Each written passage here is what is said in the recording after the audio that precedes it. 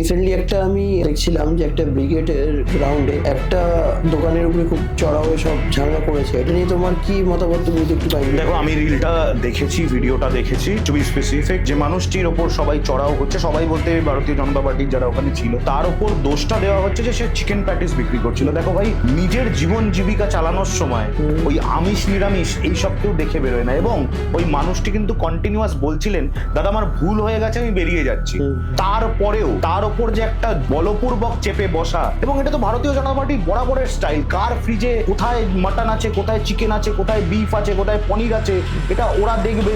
এটা ওদের একটা যেন পৈতৃক অধিকার। কিন্তু আমি বলছি এটা কারোর অধিকার নয়। ওটা ব্রিগেড প্যারেড গ্রাউন্ড, ওখানে বিভিন্ন ধরনের অনুষ্ঠান হয়, সেখানে মানুষ চিকেন প্যাটিস খায়। ওই ভারতীয় জনতা পার্টির লোকই গিয়ে চিকেন প্যাটিস খায়। তাহলে সেই দিন ভারতীয় জনতা পার্টির ওই অনুষ্ঠানে গিয়ে চিকেন প্যাটিস বিক্রি করা যাবে না, এটা সুন্দরভাবে বলা যেত তো ভেন্ডারদের।